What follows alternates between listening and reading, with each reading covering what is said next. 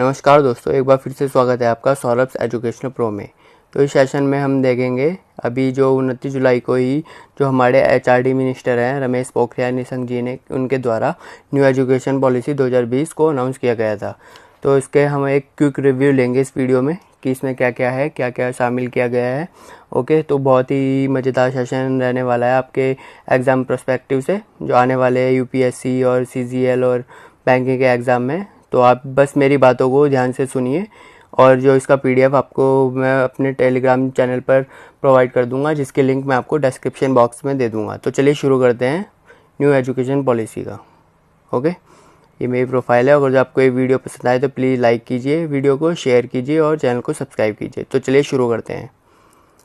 तो जैसे कि आप जानते हैं 1968 में पहली बार जो है एजुकेशन पॉलिसी आई थी इंडिया में। ठीक है, किसके गवर्नमेंट में? इंदिरा गांधी जी की गवर्नमेंट में। उसके बाद सेकंड जो पॉलिसी आई थी वो आई थी 1986 में, वो आई थी राजीव गांधी जी के गवर्नमेंट में। उसके बाद इस जो 1986 की पॉलिसी है इसको जो पीवी नरसिम्हा राव जी हमारे उस टाइम पे प्राइम मिनिस्टर थे, उनकी गवर्नमेंट ने इसको मॉडिफाई किया था। ओके, तो ये आप पॉइंट याद रखें कि पहली पॉलिसी कब आई थी 1968 में और सेकंड आई थी 1986 में। इसको रिवाइज किया गया 1992 में, किसके द्वारा? पीवी नरसिम्हा राव जी की जो गवर्नमेंट है उनके द्वारा। ठीक है, अब इसके बाद जो नई पॉलिसी आई है वो आई है 29 जुलाई को under prime minister Narendra Modi ji की गवर्नमेंट द्वारा। ठीक है, तो जो ये 34 साल बाद ये पॉलिसी आई है, ठीक है, न्यू एजुकेशन पॉलिसी। तो जो इसका जो ड्राफ्ट था पहले 2014 के इलेक्शन में बीजेपी की मैनिफेस्टो में भी ये पॉलिसी का जिक्र किया गया था, बट उसके बाद इसमें कुछ हो नहीं सका। उसके बाद 2015 में जब स्मृति ईरानी जी एचआरडी मिनिस्टर थी तो उनके द्वारा एक कमेटी का गठन किया गया जिसके चेयरमैन थे मिस्टर TSR सुब्रमण्यम। ठीक है, इस कमेटी के द्वारा 7 मई 2016 को अपनी रिपोर्ट सबमिट की गई, बट इसमें कुछ हो नहीं पाया। इसके बाद जब 2019 को इसके गठन पर दोबारा विचार किया गया और एक 2019 में 9 मेंबर की एक जो है कमेटी को ड्राफ्ट किया गया। ठीक है, और इसके चेयरमैन थे डॉक्टर के कस्तूरी रंगन जी। ठीक है, तो इन्होंने इसका ड्राफ्ट बनाया न्यू एजुकेशन पॉलिसी का। इसके बाद ये जो अब 2020 में ये पॉलिसी एचआरडी मिनिस्टर जो हमारे अब हैं डॉक्टर रमेश पोखरियाल निशंक जी उनके द्वारा अनाउंस की गई। तो देखते हैं इसमें क्या स्ट्रक्चर है इसका। तो इसके जो 3 मोस्ट इम्पोर्टेंट पॉइंट है वो ये है कि जो आपका एचआरडी मिनिस्ट्री है उसका नाम चेंज करके जो है मिनिस्ट्री ऑफ एजुकेशन कर दिया जाएगा। ठीक है, ये मैं आपको बाद में बताऊंगा, आप बस पहले मेरी बातों पे ध्यान दीजिए। एचआरडी मिनिस्टर को जो है उसका नाम चेंज कर दिया जाएगा, उसका नाम हो जाएगा मिनिस्ट्री ऑफ एजुकेशन। और जो एजुकेशन में पहले इन्वेस्टमेंट होता था वो 4.6% होता था, 4.6% जीडीपी का, उसको बढ़ाकर अब कितना 6% करने पर विचार कहा गया है इस कमेटी में। ठीक है, और जो है 2040 तक इस न्यू एजुकेशन पॉलिसी को इम्प्लीमेंट करने का टारगेट रखा गया है। ठीक है, तो चलिए देखते हैं इसके बारे में आगे। और तो जो इसमें सबसे पहले ये देखिए आप स्ट्रक्चर, ये न्यू एजुकेशन पॉलिसी है, ये कुछ इस तरह से रहेगी। इसमें होगा 5-3-3-4, एक पहले होता था जैसे आपको 10+2 बोलते थे, सीधा 10 साल 10th तक, उसके बाद +2 जो 11th-12th होती है वो। बट लेकिन अब इसको मॉडिफाई कर दिया गया है 5-3-3-4 में। ठीक है, इसके तो मैं इसको आपको समझाऊंगा कि ये कैसे कैसे रहेगा। तो चलिए समझते हैं इसको।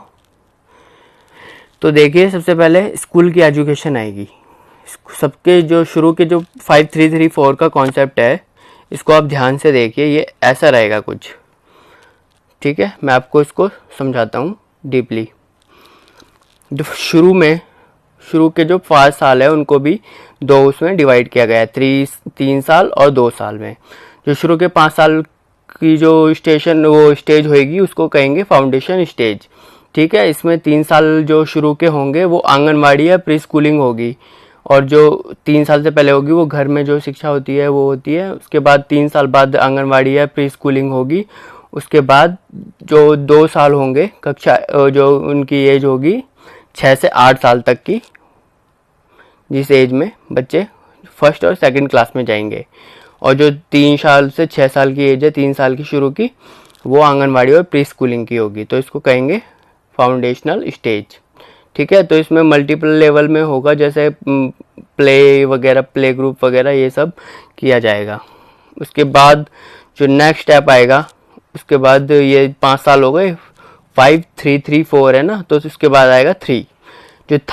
जो सेकंड स्टेज होगी उसमें होगा अगले 3 साल, क्लास 3 to 5, 3 4 5, क्लास 3 to 5, इसको कहेंगे प्रिपरेटरी स्टेज। ठीक है, वो होगी कक्षा 3 से कक्षा 5 तक, और ये एज होगी इसमें 8 से 11 तक। तो इसमें जो होगा, जो आपकी मदर टंग है, जैसे कि अगर जो आप तमिलनाडु में रहते हैं तो वहाँ की लोकल जो लैंग्वेज है तमिल, उस भाषा में सिखाया जाएगा। मतलब या तो हिंदी में भी सिखा सकते हैं या फिर वहाँ की लोकल लैंग्वेज में भी सिखा सकते हैं। तो ये लैंग्वेज बेस्ड लर्निंग होगी इसमें, लोकल लैंग्वेज में। ठीक है, और इसमें एक्टिविटी बेस्ड लर्निंग भी होगी, जैसे कि आपको एक्टिविटी कराई जाएंगी और इंटर्नशिप भी होगी इसमें। इसके बाद जो अगले 3 साल है, ये वाली स्टेज ये होगी कक्षा 6 से 8 तक। इसमें आपको जो इसकी एज होगी 11 से 14 तक होगी। ठीक है, इसमें मिडिल स्टेज कहेंगे इसको, और इसमें एक्सपेरिमेंटल लर्निंग होगी, जैसे कि आपको इंटर्नशिप दी जाएगी। अगर जो आपको जैसे आपके पास जो कार्य करते हैं, जो वो होते हैं वेंडर्स होते हैं, उनको सबको आपको बताया जाएगा उनके द्वारा उनको लाकर कि ये कैसे कैसे कार्य करते हैं। तो ये एक इंटर्नशिप टाइप की वो होगी स्टेज। ठीक है, इसके बाद आगे के 4 साल होंगे कक्षा 9 से कक्षा 12 तक, जिसकी एज होगी 14 से 18 तक।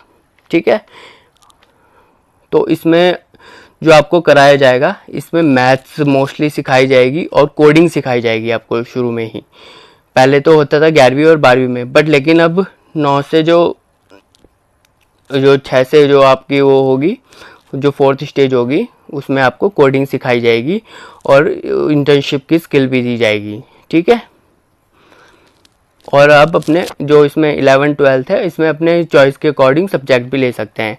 और इसमें अब ऐसा होगा कि आप जैसे पहले 11th और 12th के रिजल्ट को एक साथ ही वो कर देते थे कि 12th में जो परसेंटेज आएगी 11th के परसेंटेज के अकॉर्डिंग, और 12th में भी आपके एग्ज़ाम होते थे। अब ये सब चेंज कर दिया। अब जो आपके 4 साल होंगे 9 से 12 तक, इसमें जो आपके सेमेस्टर वाइज होंगे एग्ज़ाम, उसको भी लिया जाएगा हर सेमेस्टर। मतलब इसको दो सालों में, मतलब एक साल जैसे 9th क्लास है उसको 2 उसमें सेमेस्टर में डिवाइड कर दिया जाएगा, फर्स्ट और सेकंड।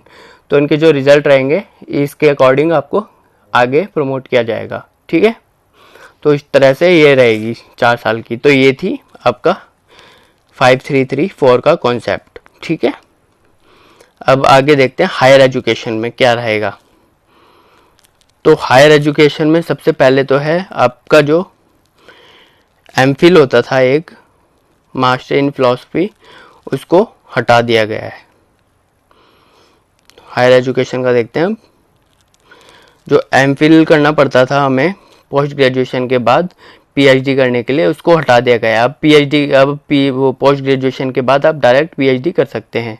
जो एमफिल होता था 2 साल का, उसको बीच में से हटा दिया गया है। ठीक है, और जो अंडर ग्रेजुएशन कोर्स होंगे उनको 3 साल से बढ़ाकर 4 साल का कर दिया गया है, विद मल्टीपल एग्जिट ऑप्शन और एंट्री ऑप्शन। मतलब आपको मैं समझाता हूँ, मल्टीपल एग्जिट होता है। मान लो आप बीएससी कर रहे हो या बीए कर रहे हो, बट 1 साल के बाद आपको किसी कारण पढ़ाई छोड़नी पड़ गई, तो उसके लिए आपको एक साल का जो आपको सर्टिफिकेट दे दिया जाएगा। उसके बाद आप एग्जिट कर सकते हैं, उसको आपको सर्टिफिकेट मिल जाएगा 1 साल का। अगर जो आप 2 साल बाद पढ़ाई छोड़ते हैं किसी कारणवश, तो आपको उसका डिप्लोमा दिया जाएगा। और 3 साल आपने कंप्लीट कर लिए तो आपको फुल डिग्री दी जाएगी। और जो 4th साल है उसमें आपको रिसर्च करनी होगी। जो 4th साल है सिर्फ वो रिसर्च के लिए है। इसमें आके ये होगा कि आपको अगर जो आगे पीएचडी करनी होगी हायर एजुकेशन में, तो उसमें आपको इसमें पहले से ही आप जब ग्रेजुएशन में अपना रिसर्च कर लेंगे तो आपको इसमें बहुत सुविधा होगी। ठीक है, तो डिग्री तो 3 साल की रहेगी, बट 4 साल मैंडेटरी कर दिया गया है, इसमें रिसर्च भी करनी होगी आपको 1 साल के लिए बाद में, after completion of 3 year degree, ठीक है। तो ये था स्ट्रक्चर। उसके बाद जो मल्टीपल एंट्री ऑप्शन होता है, मैंने बताया ना, एक मल्टीपल एंट्री ऑप्शन है, एक एग्जिट ऑप्शन है। तो एंट्री ऑप्शन ये है कि आपने जैसे मान लो 1 साल बाद पढ़ाई छोड़ दी ग्रेजुएशन में किसी कारण से, और फिर आपको 2 साल बाद याद आया, मतलब आपकी थोड़ा वो सही हो गई, तो आपको लगा कि मुझे दोबारा से पढ़ाई रिज्यूम करनी चाहिए। तो आप 1 साल का जो आपको सर्टिफिकेट मिलेगा पहले, जो आपने 1 साल में पढ़ाई छोड़ दी थी, उसको दिखाने पर आपको डायरेक्ट 2nd ईयर में एडमिशन मिल जाएगा।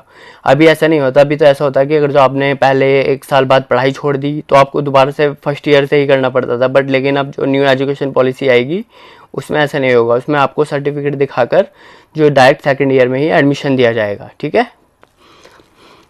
तो ये सब था इसके बारे में, और देखते हैं आगे।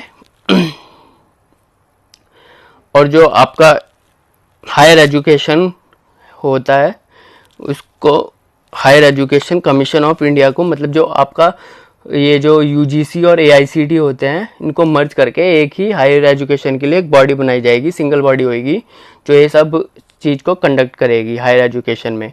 इसका नाम होगा HECI, higher education commission of India. इसको सेटअप किया जाएगा, ठीक है।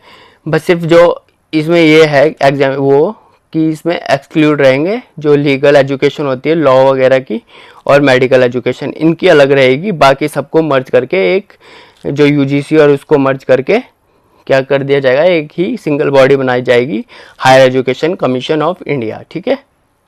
और जो आईआईटी और आईआईएम के साथ मिलके मल्टी डिसिप्लिनरी एजुकेशन के लिए रिसर्च यूनिवर्सिटी, जिसको कहते हैं मेरू, ये बनाया जाएगा।